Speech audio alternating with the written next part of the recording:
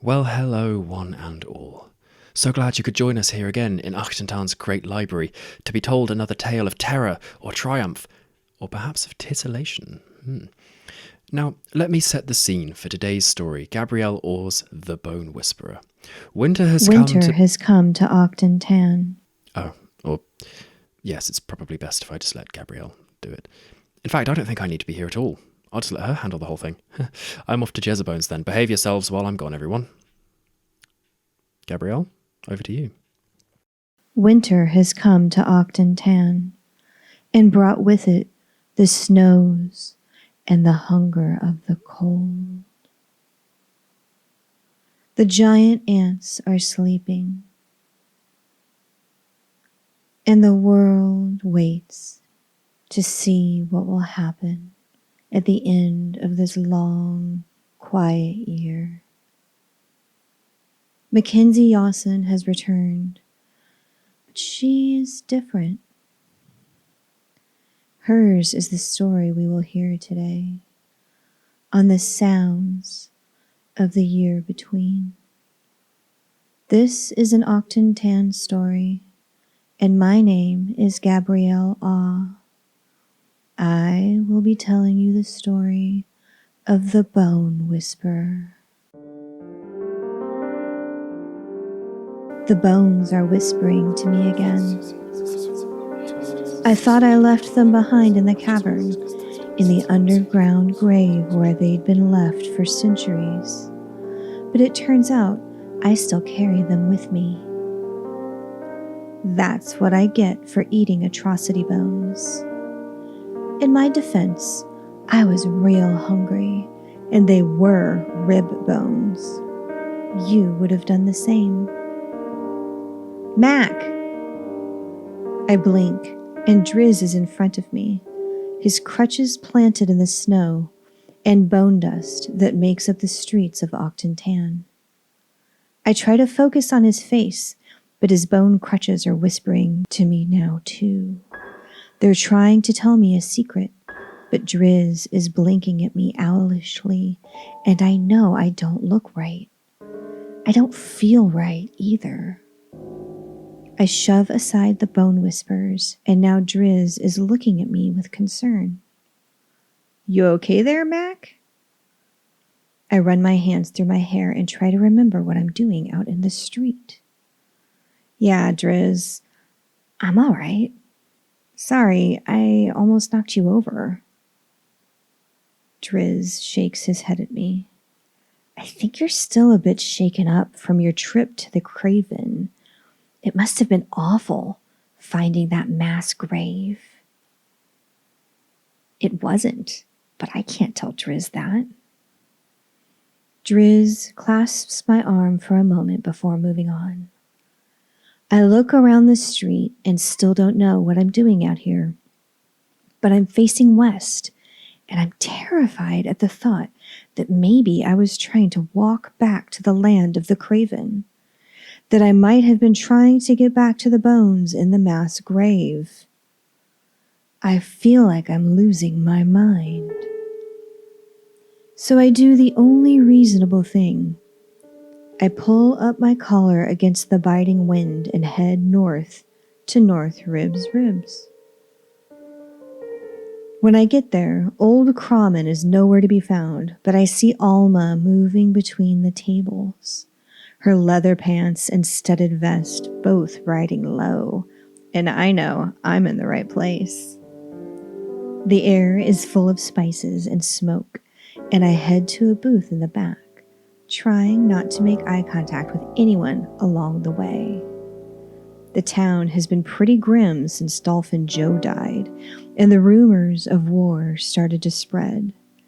None of us are feeling real neighborly these days. Winter is harsh in Achtentown. The booth is sticky, and I catch a whiff of algae brew and my stomach turns. I'd tried the algae drink once, and between the hallucinations and convulsive vomiting, I gave it a pass. All my friends loved it, though. They loved it more than they loved me, I guess. because I haven't seen them in a while. Alma comes up to my table and squints at me. What you want? I can't afford the ribs, but I'm starving. I'm also distracted by Alma's low vest, and I'm worried she can tell what I'm thinking. She raises an eyebrow and looks me full in the face. Mac? Mackenzie Yawson? Is that you? I can't talk. I nod and look down at my hands.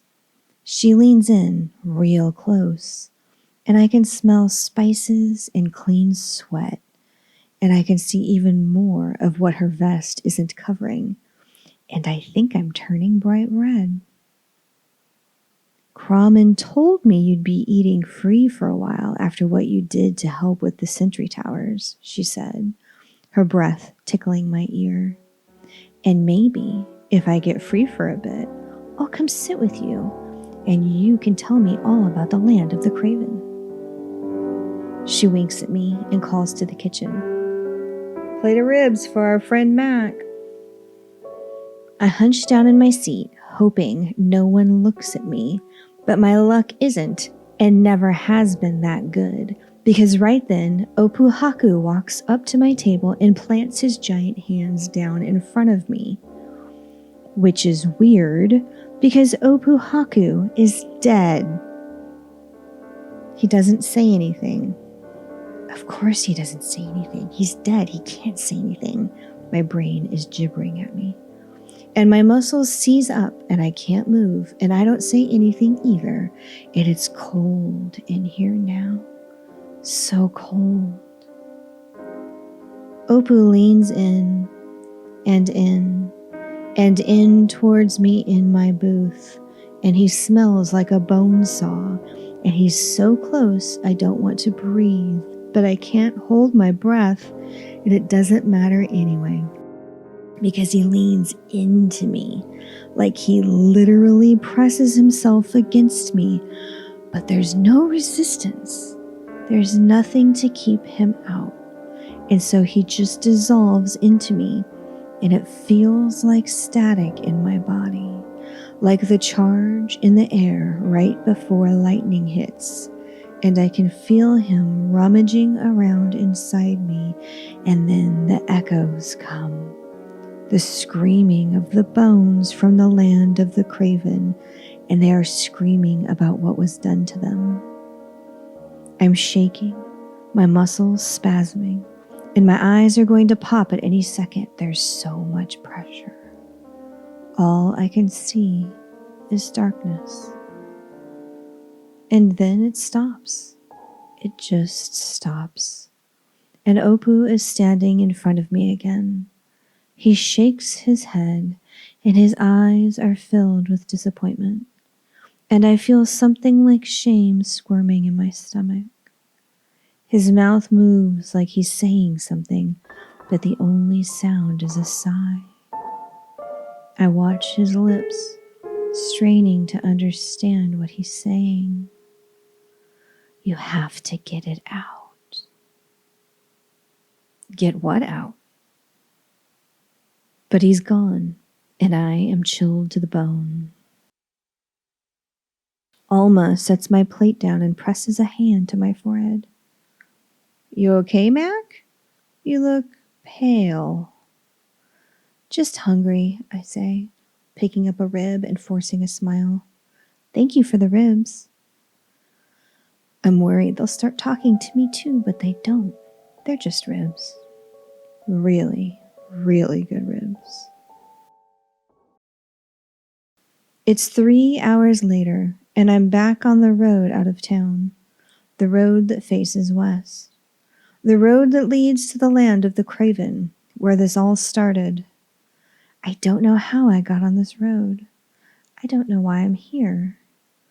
In my left hand, I'm holding a bone, a tiny little metacarpal, and it's singing to me with a voice made of 1,000 knives, a keening, digging, slicing sound in my brain, and the song is all about death.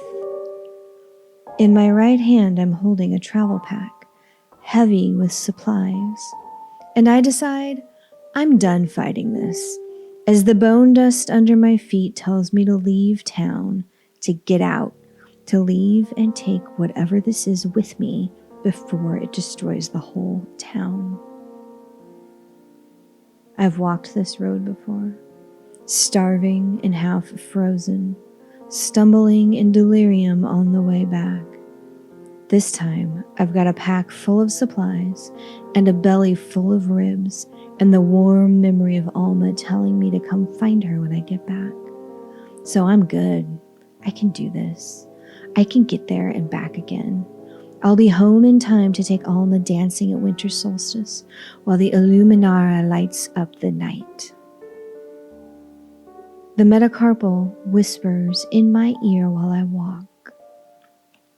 It tells me about all the lovely bones under the ground and how I can use them. There are bone fragments in my blood, and they are talking to each other about all the things they'll make me do. And I'm starting to think that eating the bones under the craven may have saved my life, but somehow doomed me to a worse one. I try to look out for wild ants or marauding craven, but it doesn't matter because the road is empty and silent and strange. Night falls, and I use my goggles to see in the darkness, everything tinted green, and I eat as I walk. The bones fall into a quiet murmur, and I walk in a sort of waking dream, with monstrous shadows writhing in the night and visions of a falling tower. When day breaks, I stop walking, because I am there, but I am not where I expected to be. Instead of the villages of the craven and the hills with their hidden entrance to the grave, I see a broken tower. I blink and it's whole. I blink and it's broken. There is nothing but the tower. There is nothing. I try to turn to walk away. I have no business with a wizard's tower, and it has no business with me. But when I turn, I am, somehow, still facing the tower. I prod at the metacarpal, but it is sullen and silent, and the bone fragments in my blood are clenched and waiting. There is no help to be found in old bones when a wizard's tower calls you to it. The door swings open before I can touch it, and, oddest of all, the steps go down into the earth instead of up to the tower's top. Lacking any better options, I begin the descent. Down and down and down they twist, the unyielding stone steps covered in dust. Even without my goggles, the walls glow faintly green, and the air smells of decay. A smell that repulses me, but also, somehow, doesn't. And then the stairs end, and I find myself in an abandoned laboratory, filled with tables and beakers and a few decaying bodies. Standing over the bodies, holding a ludicrously small saw, is a wizard. It's a little hazy around the edges, so I squint at it. It lowers the saw towards nothing, then raises it again. It flickers, and then it does it all over again. "Are you a ghost?" I ask, and it shakes its head. It totally looks like a ghost, so I'm not sure I believe it. The bone in my pocket stays silent. We see ghosts like this, especially around old tech, after images of the world that came before us, memories and dreams from ancient machines, still missing the ones that built them. Those don't respond to us, though. They are their own dreams, not meant to interact with ours. What are you, then? I ask, and it points the saw at one of the bodies on the ground. I pick my way through broken glass and then kneel down to look at the body. It's holding a saw, just like the wizard, and it appears to have cut its own throat. Its ears are slightly pointed, and I realize it's half elf, and I scramble backwards, away from the corpse of the only half-elf wizard I've ever heard of, Sanaga. This is Sanaga's tower.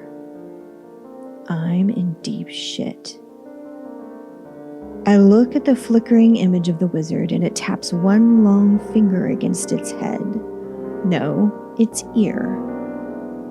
Fine. I lean back over the corpse and look. At first I see nothing, but then I see it. A thin trail of blue coming out of its ear.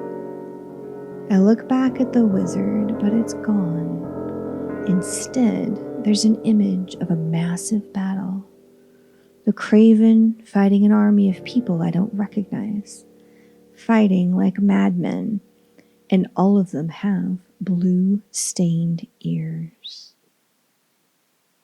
Then the image changes, and I watch the Craven pile bodies underground and set fire to them. The fire burns and burns and burns, and when it's done, they cover the mass grave and never look back. The bones that I had found, that I ate, that we used to build our sentry towers. There's something wrong with the bones. And then Sanaga, standing at the top of her tower, burning incandescent in the night. Sanaga, with blue in her ears, controlling the Boggalas and laying waste to the villages around her tower. The stories say Sanaga was defeated using blackbeard algae, but what is the truth? Because it looks instead as if the algae had somehow infected her, just as it did the warriors who attacked the Craven. I feel sick, and it gets worse as the image shows me one more thing. Sanaga, trying to fight it, fighting back, running down here to her cellar, her laboratory, getting her saw, and then collapsing. The saw reaches up, and Sanaga dies, running and collapsing and dying, over and over, on a loop. I take the metacarpal out of my pocket and look at it. Where did I get it? Why am I carrying it with me? I toss it on the ground and crush it, and no part of me is surprised when I see the blue staining the stones under my boot. My head feels clearer, and I watch the image in the loop to see what Sanaga was going to do with the saw before she turned it on herself. It's right there, right in front of me. The giant pit of a godfruit seed. I take the saw from Sanaga's hand and I set the teeth against the pit and begin to saw back and forth. We made our sentry towers out of those bones. We didn't know any better. Opuhaku was dead, and our bone magicians have almost all died out. I didn't think to ask how they did it, how they fused the bones together. Opu was the last who had that power, and it should have died with them. But I led our people to the bones, and they found a way to use them. And I didn't think any harder on it than that. I should have. The bones did it themselves. They knew what we wanted, and they gave it to us. And now we are surrounded by them, our whole town, surrounded by sentry towers built out of bones full of this blue algae that drives people mad.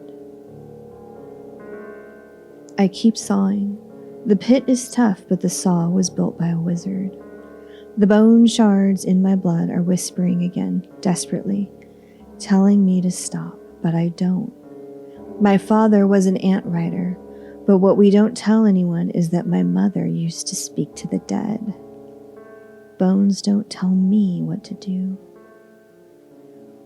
The saw breaks through the tough shell of the pit, and a clear liquid comes out. The whole pit is full of it. I touch it and bring my fingers to my lips and taste it. It burns like fire, but it tastes clean. And my blood burns, and I fall to the ground, shaking, as the bone shards in my blood burn away. When I wake, the voices are gone, and the pit is still there. Sanaga is still dead, but there is still time to save my town, still time to dance with Alma under the Illuminara and taste her sweet lips.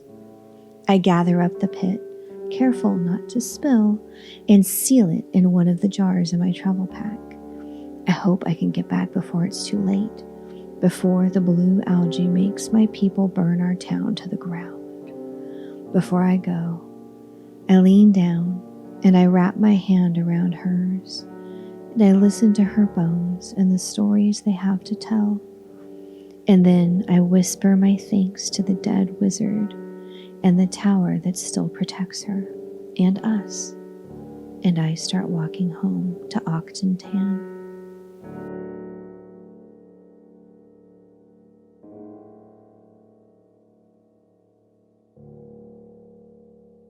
I hope you enjoyed our story. That was The Bone Whisperer, and I am Gabrielle Awe. Please keep listening to the sounds of the year between. We have more stories for you. And if you enjoyed this one, please go ahead and check out my own 2 podcasts, Stories in the Dark and Finding Satan.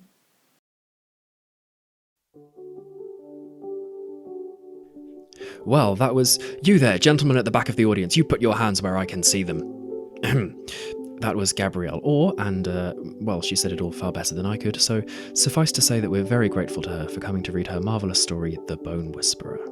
And as she said, if you enjoyed that, then do visit GabrielleAwe.com. That's Gabrielle with 2 L's and an E, or AWE.com. On behalf of all the staff at Actiontown's Great Library, thank you all for coming, and I really hope you enjoyed today's tale. Sounds from the Year Between is a production of Skullgate Media, the new independent writers collective stroke indie publisher with big dreams of doing lots and lots and lots of awesome things. This podcast is produced by Dee Gagliardi and Chris Durston with some help from Chris Van Dyke. This episode was hosted and edited by, well, actually it was mainly hosted by Gabrielle Awe, but Chris Durston edited it, put it that way. Sounds from the Year Between is the podcast companion to Tales from the Year Between, our biannual anthology series where each volume is set in a brand new world that we all create together.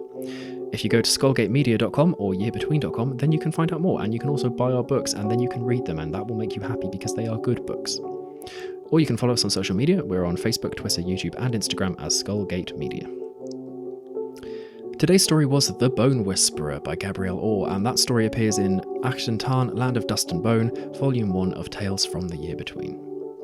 Take care, stay safe, and come back for more stories soon.